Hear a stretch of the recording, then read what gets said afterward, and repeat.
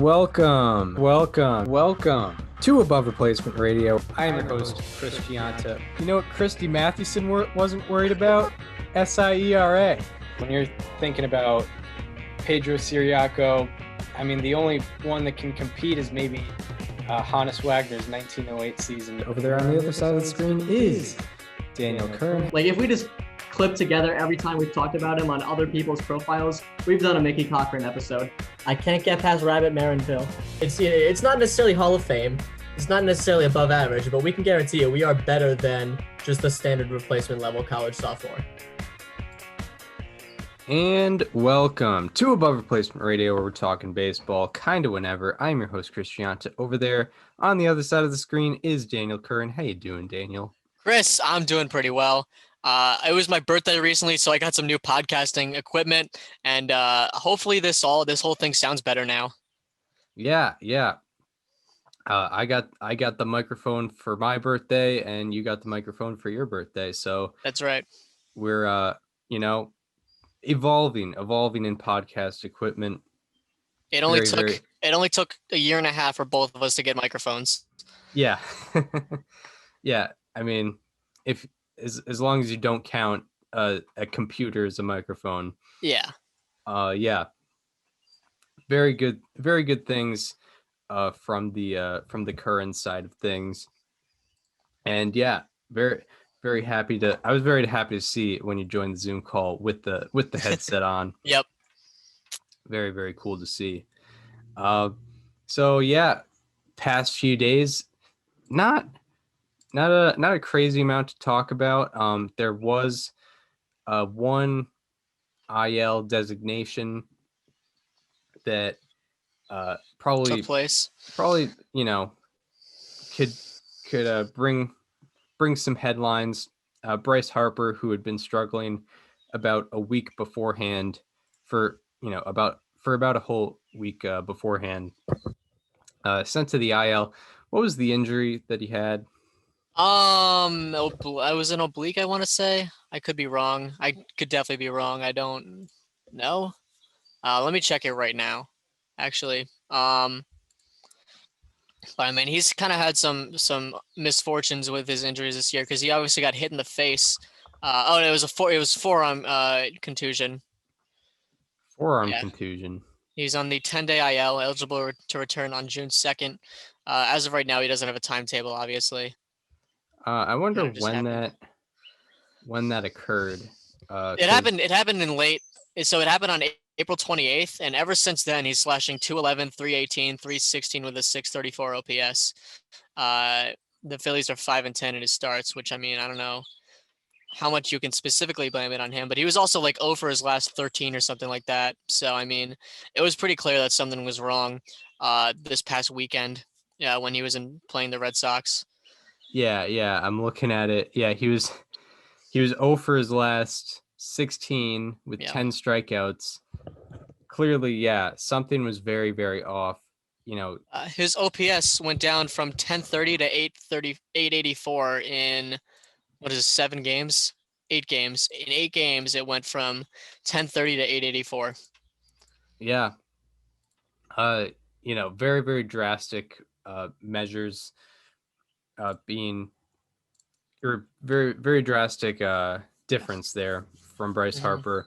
The whole NL East is very interesting.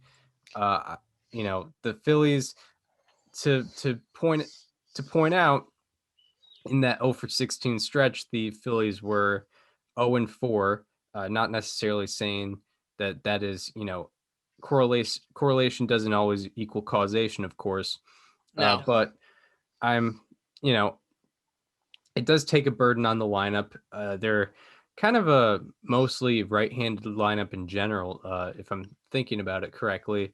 So it does kind of stink not to have a power left-handed bat that you signed up for. Especially when JT Realmuto also went on the IL a couple weeks ago. Yeah. At this point. Right. You don't have, those are basically the two of the highest paid players on your team that can't field right now. So the Phillies are going to have to go through a tough stretch. They had a heartbreaking loss to the Marlins last night. on John Birdie having a go-ahead 2-run single and I believe the 8th or something like that. So, they're going to have to rely on, the Gene Segura's on the team, the Andrew McCutcheons, the Zach Eflins, the Vincent Velasquez's, the guys who aren't, usually in the middle of that lineup or in the top of that rotation. That's how they're going to survive right now. Yeah.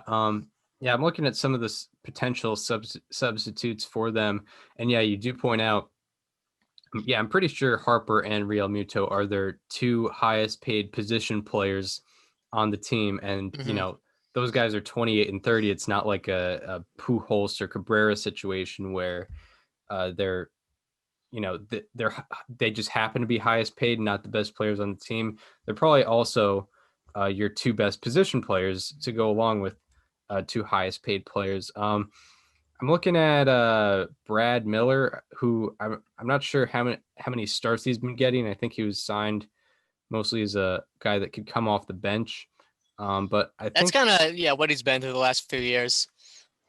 Yeah. I guess on May 20. Yeah, he's played right field and left field each of the past 3 games, and he's been doing pretty well all season.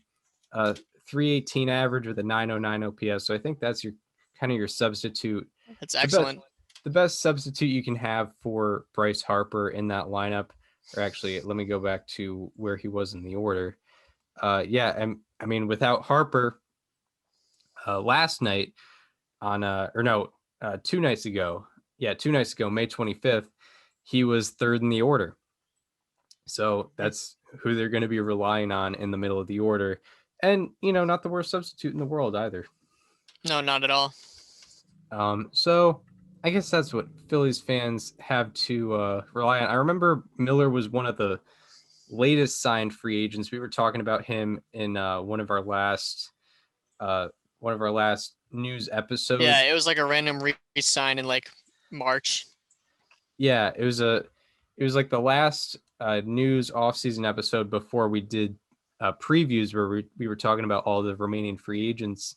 Yeah, that's right. And he had a good year in St. Louis, but the flyer wasn't really out on him, and the Phillies took him back from he was with them in 2019, did well with them in 2019, and looking like he's doing pretty good in 2021.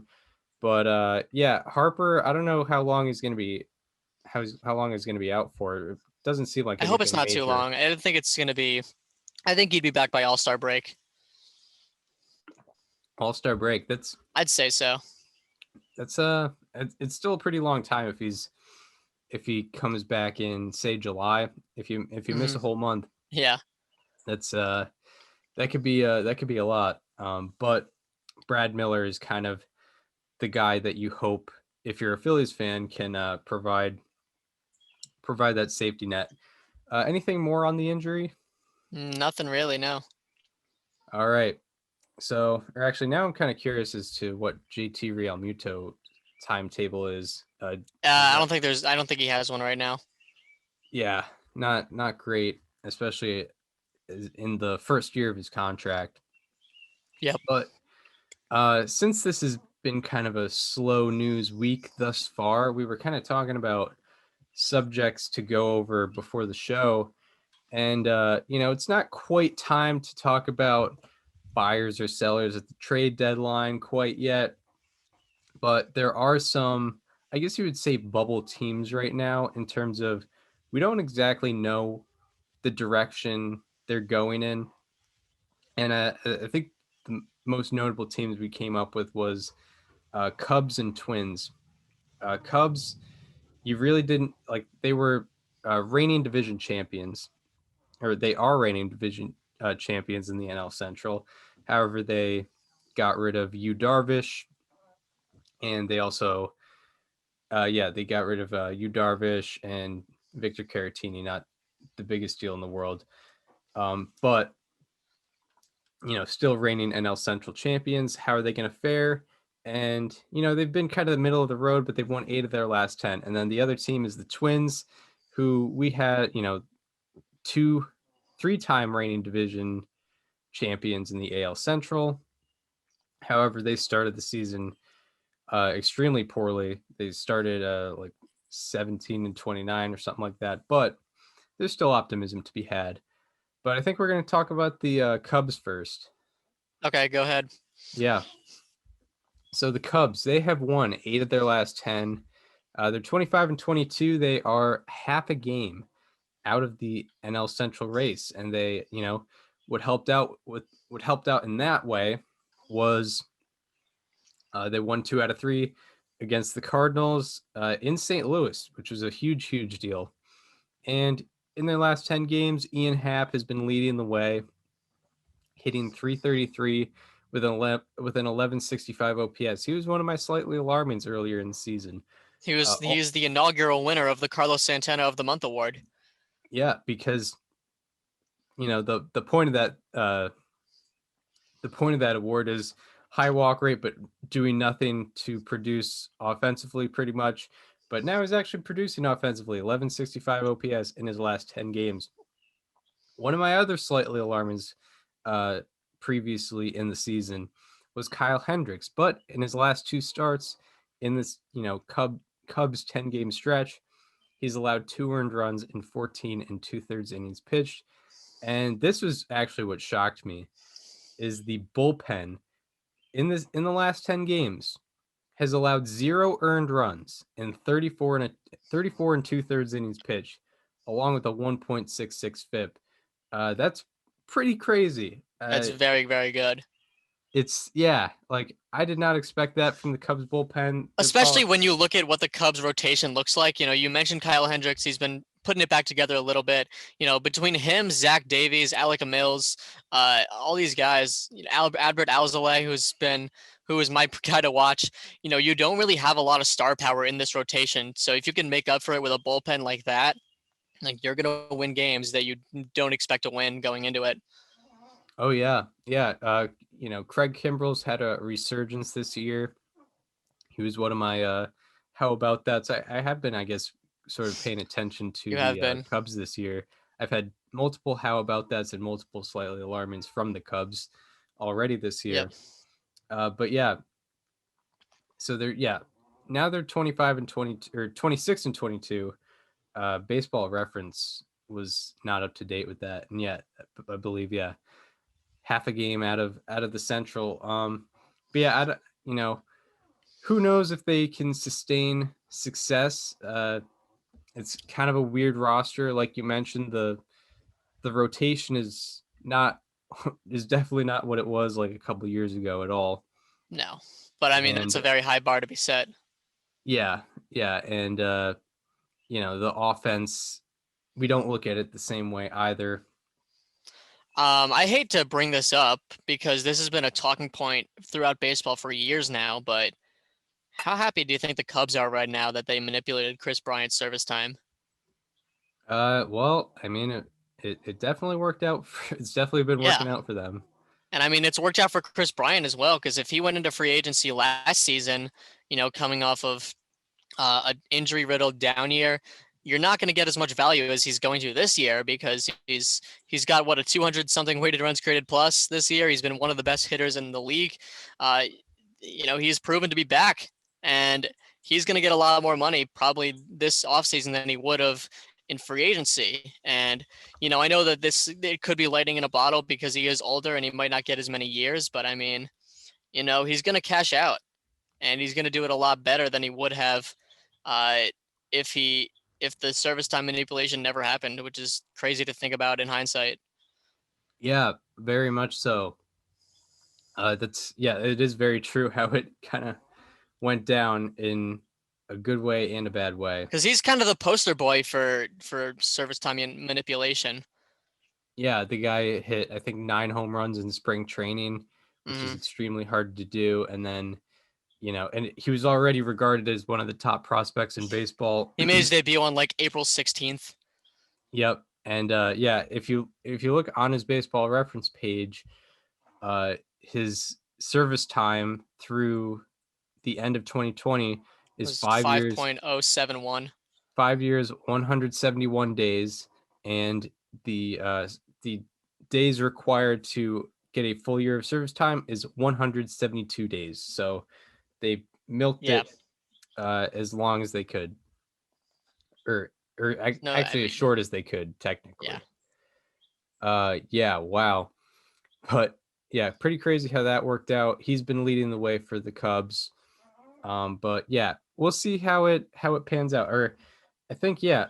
Oh yeah, what I should also mention, their schedule, their upcoming schedule. Let's look at the upcoming schedule. So they have been in the 10 game stretch. They've faced Washington, St. Louis, like I mentioned, and Pittsburgh, and they're going to be facing Cincinnati this upcoming weekend.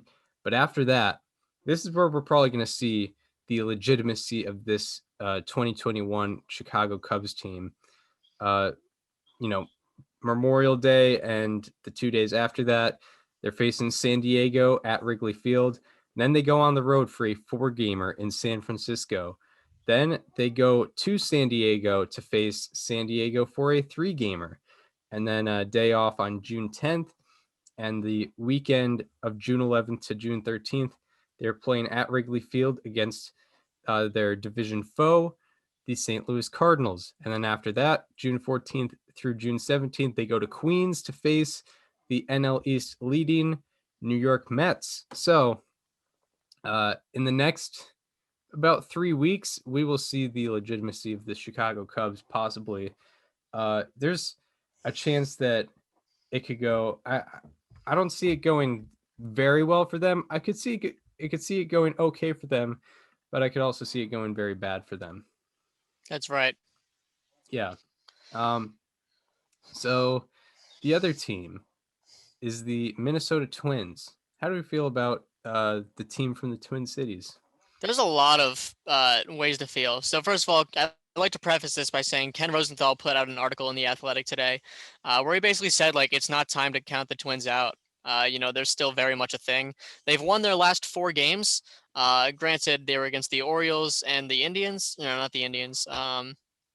It was the Orioles and no, it was the Indians. Yeah, it was the Indians in Cleveland, and they are now 20 and 29, which I know that isn't good, but I mean, the 2019 Nationals will tell you that that's okay. They were 19 and 31, so that's the Twins actually have more wins and less losses around this time than the Nationals did, and of course the year that they won the World Series. The Twins are also kind of in a weaker division than the Nationals were at that point, I'd say. I mean, the Braves were nearly a 100 win team, and the White Sox could certainly be that as well. But I mean, I don't think there's any reason to count them out yet. And since May 12th, the Twins' offense has been very interesting. They're 12th in wins above replacement from an offensive standpoint, but their BABIP as a team is 25th in the league. So, it's pretty suggestive that they're getting very unlucky and that their offense is only going to get better going forward. And I'd like to take a look at a few of the key performers since May 12th. Leading the way, of course, is Rob Refsnyder, who everyone saw leading the way for the Twins at the beginning of the year. He's slashing 400, 436, 657 over his last 12 games with 39 plate appearances, 2 home runs, 7 RBI, a weighted runs created plus of 199. He leads the way with a .6 FWAR, tied with Miguel Sano, who has a natural 453 ISO. Yeah, that's right. He's slashing 245, 310, 698 with 7 home runs in his last 15 games. That's about a home run every other day. He's got a 172 weighted runs created plus.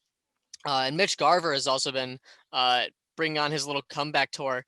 Over that same sample, he's slashing 300, 432, 533 for 171 weighted runs created plus, a walk rate of 18.9. So that's been pretty excellent. Nelson Cruz has been all right by Nelson Cruz standards. A 118 weighted runs created plus is still good, but I mean, you expect more out of a guy like him. And I was actually just mentioning to Chris, like, maybe we see Nelson Cruz on the trade block this offseason, this July. But you know what? If the Twins can get back in order, we might not even be talking about that come 2 weeks from now, because they got the Royals, the Orioles, and the Royals again coming up. So these are all winnable games against teams that they've done pretty well against in the past. The Orioles, they're going for a sweep today.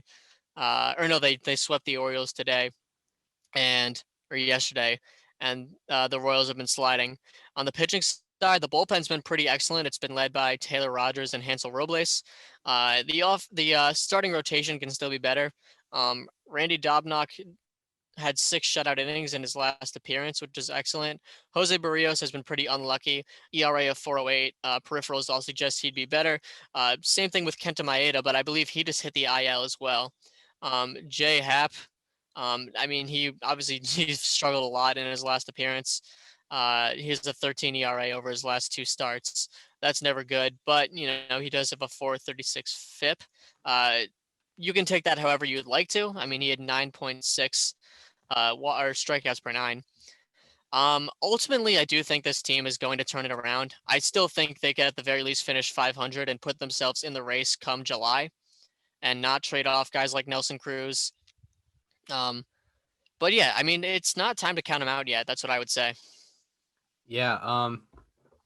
I think, probably a wild card spot is more realistic for them. Although I think the Yankees and White Sox have the exact same record. I think they're both 28-20. So Sounds about right. They could end up. This could end up going similarly, where the wild card teams have around the same record as the AL Central leader. But I feel like if the Twins want a shot at the playoffs, I think they might want to rely on the slowing down of possibly like the Red Sox, who have been kind of overperforming. I mean, like we talk about the 2019 Nationals comparison, but Chris, one of the things that you banked on at that time was they were the best team in baseball from May 25th on. So, I mean, the Twins are going to have to be the best team in baseball from now on if they want to make the playoffs. And I still think that they're capable of doing that. It is, I wouldn't say it's realistic. Like I wouldn't bank on it, but it's certainly possible. Yeah. I mean, what do you think? Yeah, to go back to the 2019 Nationals was, after their 19-31 run, they went 74-38. That put them in a spot where they had gone 93-69. And what should also be pointed out here, that year, Cleveland went 93-69. They missed the playoffs. So that doesn't even always guarantee a playoff spot. Even if you win 93 games and have a very good season, like both the Nationals and Cleveland did. And what should also be pointed out was the Nationals went 74-38. That's the exact same record the Astros had in their last 112 games. The Astros that season won 107 games. Yeah, they won 107 games that year. So you have to be on pace with how good. I don't even know who the team would be this year. You have to be as good as what the Dodgers could possibly be. Yeah. It's going to be very difficult. However, the Twins are in a division where it's sort of possible. Yeah, it's possible. I mean, they've certainly dug themselves a hole. There's no doubt about that, but it's one that they can get themselves out of. I believe in it. Yeah, and I think we've seen the Twins go on kind of these hot streaks. Maybe not super long hot streaks, but like in 2019 they kind of I don't know when their turning point was in 2019. Well, they were kind of up at the beginning. Like for the entire season, everyone kind of had this feeling of like, all right, well, the Twins are going to cool it down eventually, and they never did. Yeah, and by the way, let me correct myself. I think I said 2-time reigning. I meant for the Twins. But we had him as 3-time reigning because both of us had him winning the division this year. Or no, or did you have the White Sox? No, I had the White Sox. Okay. But yeah, that's what I had in my head was I think you said 3-time reigning at one point, but that was for the prediction. But yeah. Mm. Yeah, because 2018 was Cleveland. Yeah, 2018 was Cleveland. But yeah. So yeah, it's a interesting path. Yeah, last thing I'll look at is the Twins from 2019.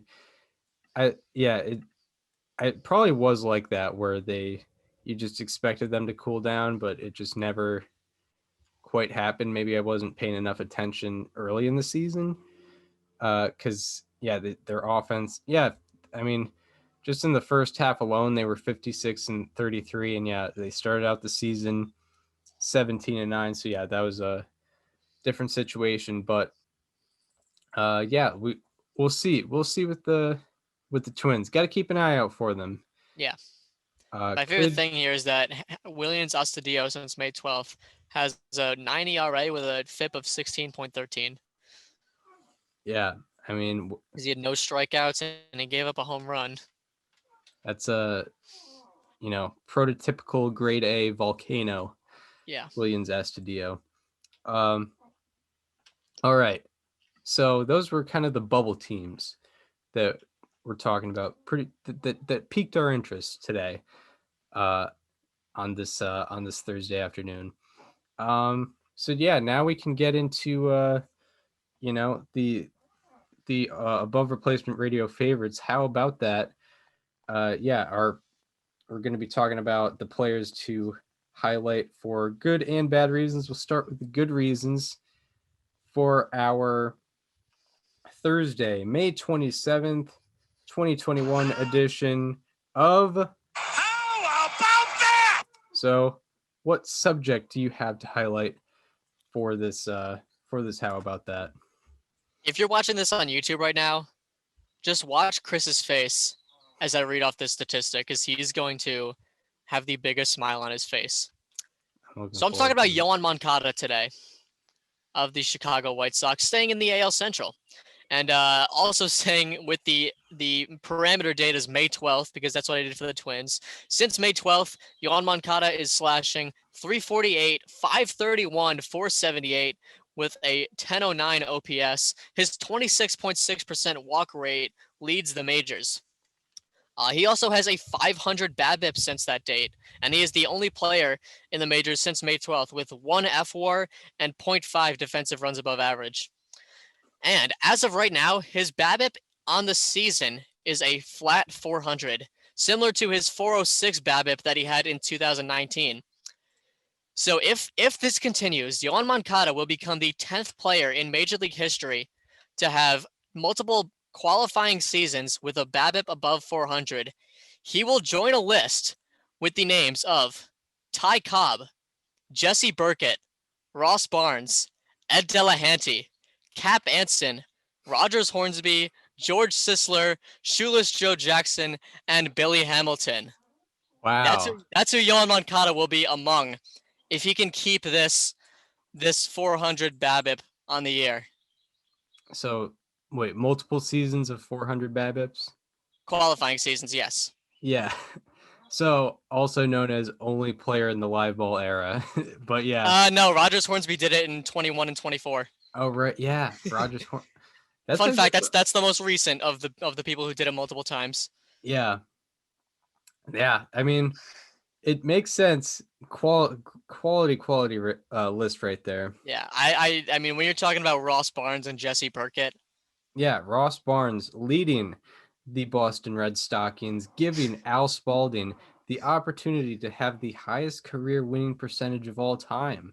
That's right. Despite having, like a pretty good ERA, but nothing out of this world. I really hope Yoan Moncada can keep this going. Yeah, I mean, it kind of makes sense because he strikes out a lot. I mean, the other qualifying season he had was 2019. It's not like he, BABIP. Yeah, and it kind of makes sense for Moncada that he doesn't have like the average BABIP because he strikes out a lot, which doesn't count against your BABIP. And when he puts the ball in play, it's getting hit very hard. So it kind of makes sense that he's doing well in terms of BABIP. Especially with 3 true outcomes being a thing, because he's one of the bigger 3 true outcome guys in the league. Like, he strikes out a lot, he walks a lot, as you saw in line of 531 OBP. That would be up, but linked with luck. But can you even call it luck if he's been doing it this long and this consistently? Yeah, I remember in a group chat we were talking about the greatest quote unquote pure hitters of all time. And the obvious answers are Tony Gwynn, Rod Carew. Rod Carew. Yeah, and I think Rod Carew had a career BABIP in the 330s. So, it's a career 400 BABIP obviously is not sustainable, No. But you can have a significantly higher BABIP than average, because if you don't know, the average BABIP, generally speaking, is between 290 and 305 ish. Well, if you have a lot of strikeouts, it makes sense that your BABIP would be above your average. Exactly. And Yeah. that's what Yohan Moncada does. Yeah, exactly.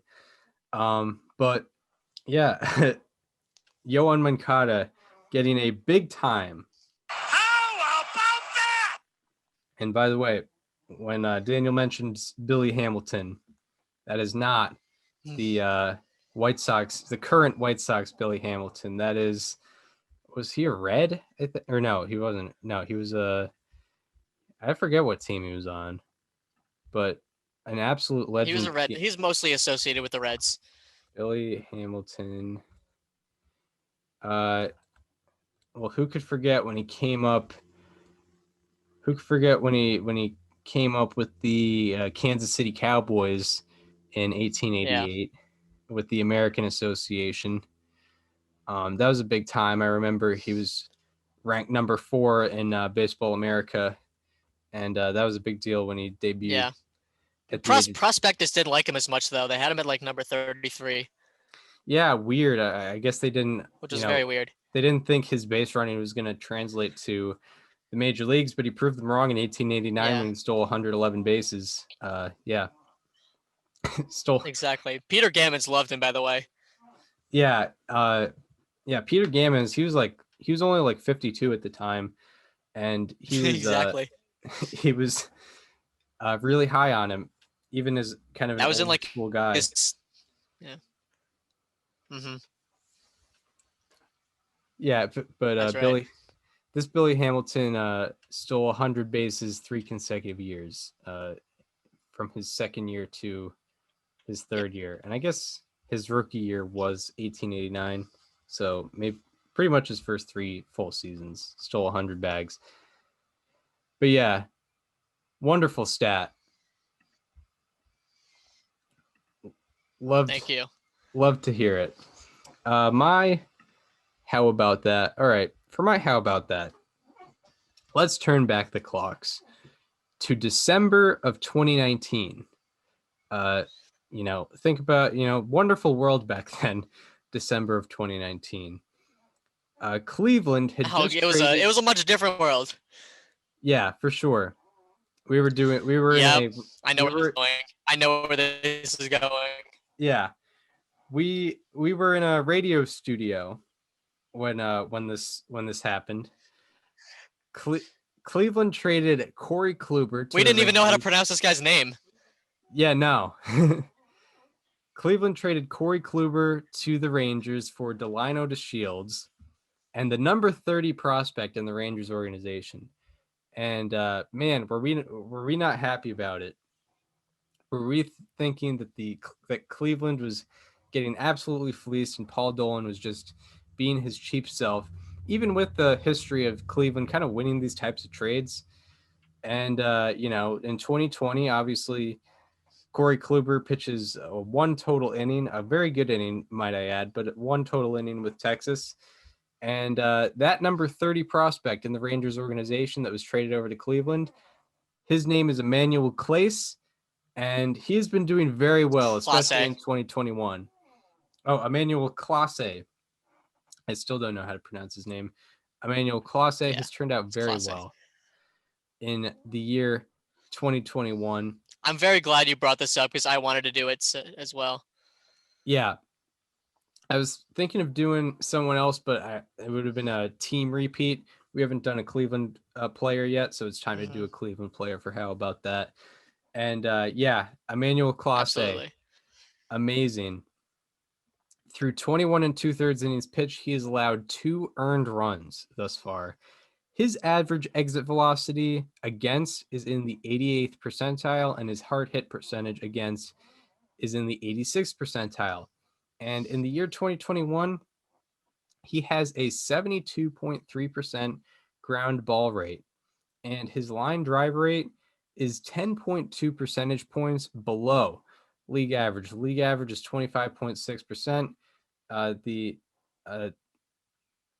line drive rate for Emmanuel Clase in 2021 is 15.4%. And his cutter and slider each average a negative launch angle, and the average batted ball from a Emmanuel Clase pitch has a negative launch angle as well. So, he's actually not a strikeout guy for the stuff that he has. You know, he throws over 100 miles per hour on average with his fastball and his cutter, but he's not a strikeout guy. But he is getting very soft contact on his cutter. You know, you don't want to make you obviously don't want to make a comparison to Mariano Rivera or anything, but he gets outs in similar ways in that he throws his cutter, he gets ground balls. He's not a big strikeout guy, the same way Mariano Rivera wasn't really a big strikeout guy, had less than a strikeout per inning over his career, but the guy got a lot of weak contact from his cutter. Emmanuel Clase is doing similar things with his cutter, and yeah, as a result, 2 earned runs in 21 and 2/3 innings pitched. That's a 0.83 ERA on the year for him, and solidifying the back of that Cleveland bullpen, and really making. And I'll point at myself first. I did not appreciate Kluber going to the Rangers for him and Delino DeShields. I felt even worse. Yeah, but definitely this guy was wrong. I can point at myself. Cleveland pretty much has won the trade. Yes. Yeah, absolutely. Well, the Rangers got a good little tweet out of it where they were like, "Be afraid, AL West," or something like that. And it was like a picture of Lance Lynn, Corey Kluber, and Mike Minor. And all 3 of them were gone within 6 months of the tweet. Yeah. Well, yeah, crazy. Like I bought into that Rangers staff. 100%. I did too. Yeah, and man, it's like what they got Kyle Gibson as their 4. Jordan Lyles had a good year the year before. Yeah, they got him. And then Mike Minor just that was tough. That was tough. Yeah, Mike Minor just did not pan out the way he did in 2019. Lance Lynn still did his thing, and then Corey Kluber, 1 inning, no earned runs, a 4.19 FIP. I remember. That's right. Funny. Yeah. Insane how this has turned out for Cleveland. Cleveland keeps winning these trades, so maybe I won't be as critical next time they do something wacky. But yeah, so now we go from the highs to the lows. We're talking about a team, a player or subject that has not been pulling their weight. Now on to our Thursday, May 27, 2021 edition of Slightly Alarming. So who or what do you have to talk about with Slightly Alarming today? Yeah. This player has a history of kind of just going on roller coaster seasons where like he'll do really well and then he'll get into a slump and it seems like there's no in between for him. But right now that roller coaster is going very far down. I'm talking about Jesus Aguilar, who has been struggling lately for the Miami Marlins. Since May 15th, he is slashing 154, 154, 179, 333. That is no walks. And he also has a -6 weighted runs created plus. His 0.5 F-WAR since May 15th is the worst in baseball. And also since May 15th, he has 9 batted balls that have been above 45 degrees. And 45 degrees is almost never a hit unless it's like a shifts or a misplays or the short porch at Yankee Stadium. Those are never hits. And as you can imagine, none of Jesus Aguilar's 9 batted balls have been hits that were 45 degrees and up. And that is tied for the second most in baseball since May 15th. So Aguilar, he's kind of lost his launch angle a little bit. He's popping the ball up way more than he should be, more than just about anyone else in the league. And there's been a correlation between that and his slump. Yeah. You know what he needs is he needs to, a nice level swing, hit line drives, take it the opposite way, cut down on the strikeouts, and he will be a successful hitter. He will be a successful hitter in the big leagues. Because I remember I watched Rogers Hornsby play, and he was not all with this launching. He just slapped the ball on the ground. Yeah, he was not with this launch angle stuff. I remember. Yeah, all 42 of his home runs. Oh, this garbage. Yeah. All 42 of his home runs in 1922 had a launch angle of 0 or We're or inside the below. park. Yes, they were all worm burners. All right. So yeah, Jesus Aguilar kind of popping the ball up, What the fuck? looking. Slightly alarming. Look at this play. Hold on. What in the world just happened? Look at this play that happened in the Cubs Pirates game with Javier Baez. All right. Well, Like, Chris, just go on Twitter right now and search Javier Baez. I promise you this play will be. This is one of my favorite things about baseball is you can watch it for all your life and see something you've never before. I have just seen something I've never seen before. yeah, I'm gonna screen share it for the audience. What? Captioned El Mago Magic. All right, let's take a look. Get a live reaction here. This is not even like as much on Javier Baez as it just is. What are the Pirates doing here? All right, let's take a look. Baez hits it on the ground to third. Gonzalez. This is so good. Oh my goodness! Wow! You got to be kidding me! You've got to be kidding me! They stole a run. You have got to be kidding me, Javi Baez. Keep going. Go. You're invisible. El Mago indeed. That is unbelievable. That is incredible.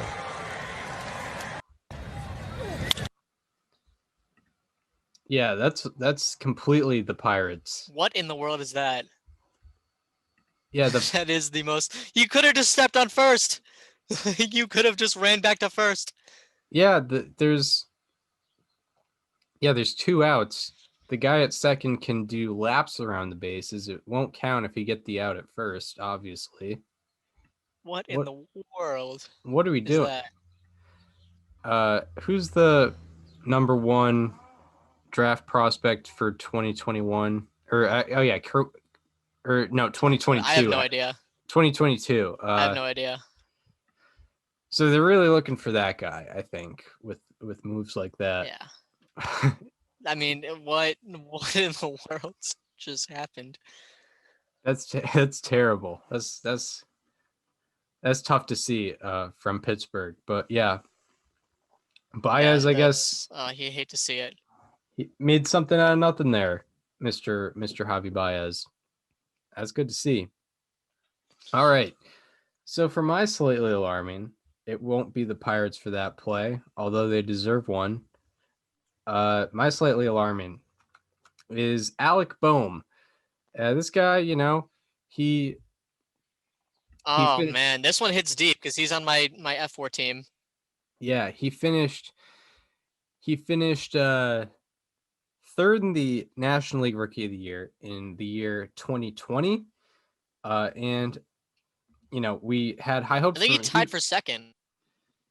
Tied for second with Jake Cronenworth, and we were kind of high on him into the season. He was in both of our preview questions. I think I asked you whether he or Rhys Hoskins would have the higher OPS, and I believe you said Alec Boehm, right? Yeah, and I also asked you what his ceiling is. And Yeah, you said like high 800s. Yeah, I think I said my ceiling was either a 925 OPS for him or a 950 OPS for him, and I definitely believe that. He had a very good year last year. Slight disclaimer here, also though, he is getting a bit unlucky. So he hasn't been doing as bad as his average in OPS would say that he has been. And in fact, he has the 8th largest negative difference between WOBA and expected WOBA out of 308 qualifiers. There's nothing you can do about that. So in layman's terms, he's the 8th unluckiest out of 308 qualifiers according to StatCast / Baseball's Font. However, his expected WOBA has still gone down 45 points from what it was last year, and he is hitting. So that's definitely a drop in production, things that you can control. However, he is hitting .212 with a .567 OPS. And his strikeout percentage has gone from 20% to 28%. Along with that, defensively, he has digressed. He has -4 outs above average, which is in the second percentile in all of baseball, according to Baseball Savant. And it's really digressed his performance has really digressed in the last 7 games. In his last 7 games, he is 2 for 22 with 10 strikeouts. And he is also last in the MLB in Baseball Reference WAR this year in 2021. So the guy's going through a bit of a sophomore slump. He is getting a bit unlucky, but also, his expected WOBA has gone down 45 points. His expected WOBA is still in the 37th percentile in all of baseball, and his defense has digressed pretty badly.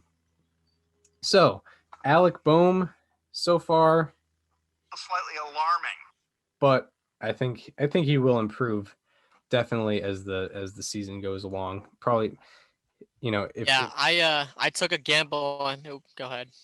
Yeah, his goal should probably be to get around like a 700 OPS for the year, and then his season will be somewhat salvaged.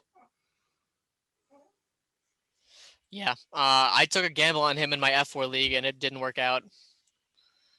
Or it hasn't. It could still. He's got time, but yeah, and he's been struggling this year. They don't account, especially for batting. They don't account for bad luck either. So really getting screwed there. Mm. But yeah, those were our subjects to highlight. Definitely some interesting how about that's for sure. All right, so that leads us into our previews of the weekend ahead. We're gonna go about it a little differently than we have in the past. I'm still probably gonna point out series to look at. Daniel's gonna go day by day. Thursday, Friday, Saturday, Sunday, what to look at, pitching matchups, pitcher batter matchups to look at. We will see. So yeah, Daniel, go ahead. What are you looking at this weekend? I want you to go first, so I don't pick anything from your series. All right, you did tell me that. All right, so series to watch. Yeah. Series to watch. An interesting series to look at interleague wise. You have Astros Padres. That will be, I believe, that is a 3-gamer. That's going to be interesting to watch because Astros also at home in a full capacity crowd, I believe. So definitely some home field advantage there. Padres looking hot. Framber Valdez, actually, yeah, Friday is going to be the battle of the injured. You have Framber Valdez, who is yet to make a start this year, versus Dinelson Lamet, who has made 1 start this year, and then went back to the IL. So we will see who will survive the longest without coming out of the game there. Not to be harsh on the two, just kind of ironic how that's been set up. No. Oh, wow. Saturday has a good pitching matchup on that I think you're going to point out. But back to Astros Padres. Then you have Jake Odorizzi versus Yu Darvish. Yu Darvish should probably take care of business there. And then Sunday you have Zach Greinke versus to be determined. So pretty interesting matchup. And then, a series I highlighted last Thursday's episode that will also be occurring this time in Los Angeles, Dodgers Giants. For obvious reasons, you got to be looking at that series. It's going to have a lot of the same pitching matchups, and this time it's going to be 4 games and in Los Angeles. So maybe the Giants can make up for them getting swept in their last series. That should be very interesting. What do you have to preview day by day? Yeah. So on Thursday, which I guess is later today if you're listening on drop day, it's a Ray day on Thursday. So of course, Robbie Ray versus Jordan Montgomery, game 2 of the doubleheader. It'll finish after the 4:05 start in the first game. So there's no set time on that, but I mean, Robbie Ray's going to be on the mound. He's 2-1 with a 3.42 ERA. The walk issue seems to be gone, but he's got a home run problem, and he's going to be pitching in Yankee Stadium, which is of course a home run friendly ballpark. Tonight at 9:40, you got Angels versus Athletics in Oakland. Shohei Ohtani versus Chris Bassett. Bassett has been pretty stellar lately, and Ohtani, of course, is Ohtani. He's a 2.37 ERA. On Friday, you got Cody Poteet versus Martin Perez, which is definitely not a matchup I would have expected I'd be highlighting a month ago, but Cody Poteet of the Marlins is 2-0 in his 3 starts with a 1.06 ERA. Martin Perez has been excellent over the last month or so. He's had an issue with innings, but other than that, he's been perfectly fine. Like you mentioned, you got Lamet versus Valdez.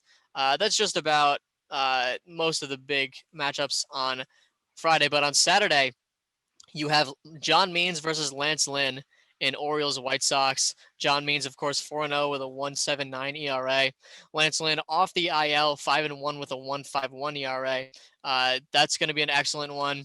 It's going to be battle of basically the aces, even though the White Sox, I'd say they have, better pitchers in their rotation, but I mean, Lance Lynn has been pitching like an ace since 2019. And then Sunday, you have 2 great matchups. And I believe they're at different times too. Yeah, they certainly are. So start your day on Sunday with a nice ace-off at 1:05. At Brewers Nationals, you get Brandon Woodruff versus Max Scherzer.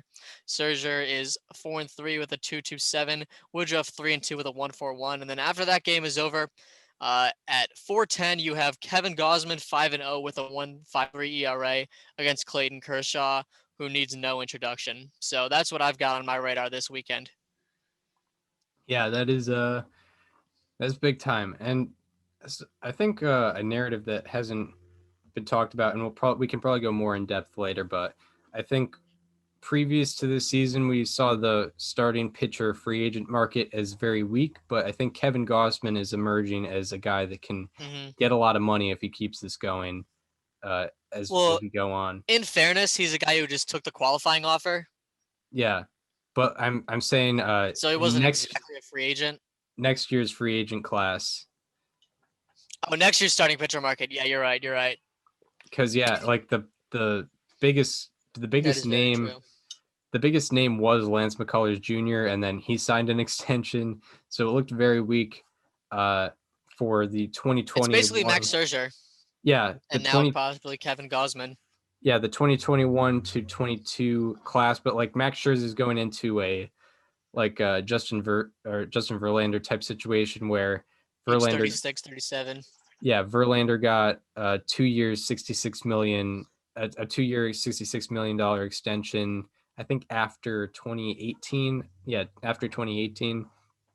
Scherzer's probably going to be getting that type of deal. Mm-hmm. Gausman is entering his early 30s. I think he's still like 29 years old. He could be getting a lot of change if he keeps this going. But that's a narrative that will be talked about throughout this season and into the off season. We can definitely get into that. But yeah, that's something that's kind of surprised me. All right, so I think we made a lot out of this episode that I did not expect. We did. I did not expect we were going to do, but we hope you enjoyed this one. We're like just shy of an hour right now. Correct. Yeah. Started about 1:15-ish, and it's currently 2:07. So yeah, we hope you enjoyed this one. If you are listening on Apple Podcasts or Spotify and want to watch the conversation as it happens, or if you wanted to watch that Javi Baez clip, if you haven't caught it, we screen shared it on our YouTube channel. It is called Above Replacement Radio, and go ahead and subscribe to that and watch the playlists and stuff. Some cool content on there, so make sure to check that out. Also, if you want to follow us on social media, follow me on Twitter at Chris_Gianta, and follow Daniel on both Twitter and Instagram at Daniel_Curran, and follow the show Instagram at Above Replacement Radio for all the show updates and all the show needs. So we hope you enjoyed this one, and we hope to see you on Monday, where we will be talking about all the happenings and probably all the matchups and series we just previewed. So we will see you then. this conversation. This conversation is over. is over.